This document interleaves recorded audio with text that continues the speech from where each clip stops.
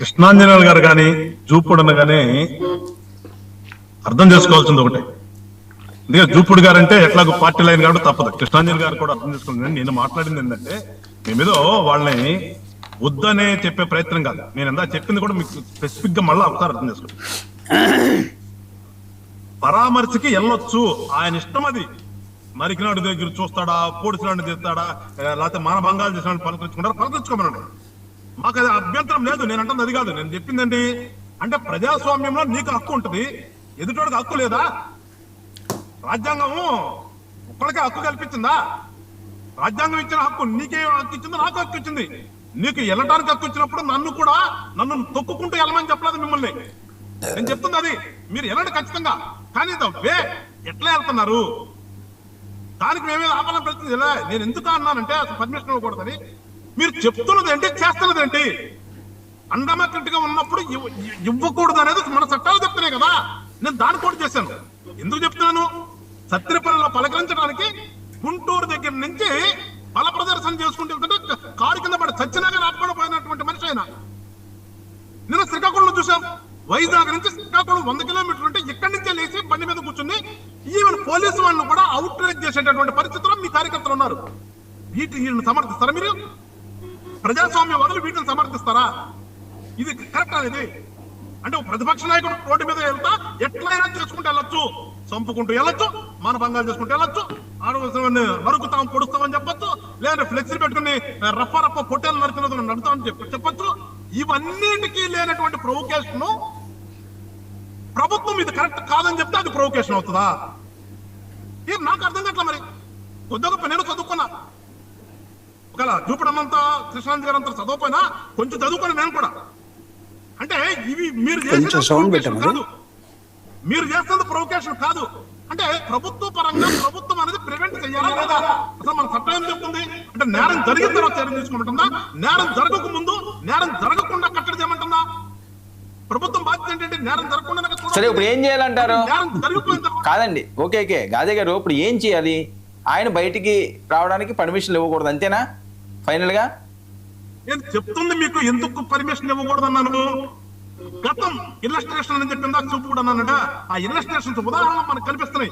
మీరు వస్తే ఎట్లా ఉంటుంది అదే నేను అంది. మీరు వెళ్ళండి ఖచ్చితంగా, మీరు పరామర్శించుకోండి. ఒక 5 వేసుకుంటారో 10 వేసుకుంటారో 20 కార్లు పెట్టుకుంటారో వెళ్ళిపోండి. మీరు దగ్గర నుంచి కడప నుంచి బయలుదేరితే కడప నుంచి వెళ్ళండి, రైట్ అవే డెస్టినేషన్ దగ్గరికి వెళ్ళండి. ఈ ప్రజానాయకుడు కదా అని చెప్పేసి మీరు చేతులు ఊపుకుంటూ వెళ్ళాల్సిన అవసరం ఉందా? మీరు పెట్టింది పరామర్శ, ఆ వ్యక్తిని పరామర్శించడానికి. లేదు మేము పరామర్శించడానికి వెళ్తాము, రోడ్డు అంతా మేము ఓపెన్ టాప్ లో చేయి రూపుకుంటూ మా కార్యకర్తలందరినీ రోడ్డు అంట పెట్టి పక్కన పెట్టి దండలు అయిపించుకుంటూ పూలు తలుచుకుంటూ వెళ్తాము అని మీరు పోలీసులు పెట్టండి. నేను చెప్తుంది బీయింగ్ పొలిటీషియన్ గా, ఒక పార్టీకి అధ్యక్షుడుగా, ఒక ఎక్స్-సీఎం హోదాలో మీరు పరామర్శలు ఏ రకంగా చేస్తున్నారు దాన్ని నేను కోసం చేస్తున్నాను. అంతేకాని దానికి ప్రజాస్వామ్యం లేదా? దానికి ప్రజాస్వామ్యం వెళ్ళొచ్చు, ఎవరు ఆపుతారు, ఏం చేస్తారు అంటే కాదండి. గాదే గారు ఇక్కడ ఒక వర్షం. ఇప్పుడు పవన్ కళ్యాణ్ వినండి, పవన్ కళ్యాణ్ గారు వెళ్ళినా వినండి ఒక్క నిమిషం. పవన్ కళ్యాణ్ గారు వెళ్ళినా, లోకేష్ గారు వెళ్ళినా, చంద్రబాబు నాయుడు గారు వెళ్ళినా జనాలు వస్తారు కదా. ఇంకెలా వెళ్తున్నారు అంటే ఇంకేం చేయాలి? నేను ఒక ప్రాంతానికి వెళ్తున్నప్పుడు రావడం వేరు, ఇవాళ మీరు వెళ్తున్నటువంటి వేరు. ఆ వే గురించి చెప్తున్నా. మీరు వెళ్ళండి, కానీ ప్రజాస్వామ్యంగా జనాలు లేకుండా రోడ్లు ఆపకుండా వెళ్ళండి అంటున్నాను. 100 కిలోమీటర్ల రోడ్డు అంటే ఆయన చెప్పేది ఏంటంటే, అన్న ఒక్క నిమిషం అన్న, మీరు చెప్పేది విజయవాడ నుంచి బయలుదేరి కర్నూలు వెళ్ళారు జగన్మోహన్ రెడ్డి గారు.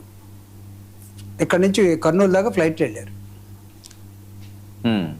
ఇప్పుడు జైలు ఎక్కడ ఉంటుంది అంటే అక్కడ నుంచి ఏమైనా డ్రోన్ ఏర్పాటు చేస్తారా మాకు? జగన్మోహన్ రెడ్డి గారు ఒక డ్రోన్ ఏర్పాటు చేసి, అంటే మొన్న వైజాగ్ నుంచి శ్రీకాకుళం వెళ్ళడం కూడా ప్రస్తావిస్తున్నారు. అవునండి, మేము భీమవరం వెళ్తామంటే హెలికాప్టర్ మాకు పర్మిషన్ ఇవ్వలేదు. ఓకే, చెప్తున్నా సార్. వైజాగ్ నుంచి మేము శ్రీకాకుళం వెళ్తామంటే మాకు హెలికాప్టర్ పర్మిషన్ ఇవ్వలేదు. అదేండి, హెలికాప్టర్ పర్మిషన్ ఇవ్వలేదు, అందువల్ల బయట రోడ్డు వెళ్ళాల్సి వచ్చిందండి. ఇవ్వలేదు అంటే కొన్ని అంశాలు, కొన్ని సమస్యల మీద మాత్రమే మేము అడుగుతాం. ఇవ్వలేదు. ఏం చేయాలా? హెలికాప్టర్ మేము పెట్టుకోలేము. లేదు, మా జనం ఏమి అడిగారంటే మాకు కనపడుతూ వెళ్ళండి అని అడుగుతారు. అంటే వీళ్ళ కోసం ఈ ద్వంద్వ నీతి ఏదైతే ఉంటుందో ప్రభుత్వంలో ఉన్నప్పుడు, నిందా చెప్పాను చూడు, acting batch I'm sorry, action నేను తప్పు పట్టడం లేదు. అంటే గెలిచేంత వరకు ఒక విధంగా Right. పవన్ కళ్యాణ్ గారు చేసినటువంటి అంటే నేను ఐఎమ్ సారీ, నేను ఆయన మాటలో జనరల్గా పవన్ కళ్యాణ్ గురించి నేను ఎక్కువ మాట్లాడదలుచుకోలేదు. ఆయన ప్రతిపక్షంలో ఉన్నప్పుడు ఏం చేశాడండి? ఎక్కడికి ఊరేగింపులు పెట్టలేదా?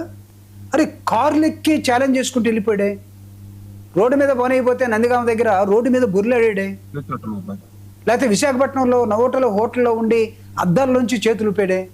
హోటల్లో ఉన్నవాడికి అద్దాల నుంచి చేతులు ఎందుకు ఊపారండి? ఎట్లా పేరండి మీరు? నోవోటల్కి వెళ్ళిచ్చారా అన్నా? గుర్తుకొచ్చుకోసారి నోవోటల్కి వెళ్ళనిచ్చారా? నేను అడుగుతున్నా, ఇప్పుడు మీరు ఎలా కండిషన్లు, మీరు ఎలాంటి కండిషన్ని ఈ రోజు మీరు ప్రతిపక్ష పార్టీ నాయకుడికి పెడుతున్నారు? చెప్పండి మమ్మల్ని. డ్రోన్లో వెళ్ళమంటారా, లేకపోతే పడవల్లో వెళ్ళమంటారా? వైజాగ్ పర్యటనలో మా నాయకుడిని మీరు ఏ రకంగా పంపించారు? వెళ్ళనిచ్చారా? అరే ఒక ఎస్పీ స్థాయి అధికారి వచ్చి ఇట్లా తన మీద చేయలేసి కూర్చోబెట్టాడా? హోటల్ నుంచి బయట రాలేదు కదా మీరు? హోటల్ నుంచి బయట రాకేష్ గారు సరిసరి ఓకేలేండి, మళ్ళీ డైవర్ట్ అవుతుంది. రాకేష్ గారు రెస్పాండ్ అవ్వండి. వెళ్ళిచ్చారా మీరు? డైవర్ట్ కాదు రాకేష్ గారు. ఇప్పుడు ఇందాక నేను చెప్పింది అదే సార్. అంటే నేనేమి సూటిగానే చెప్పాను.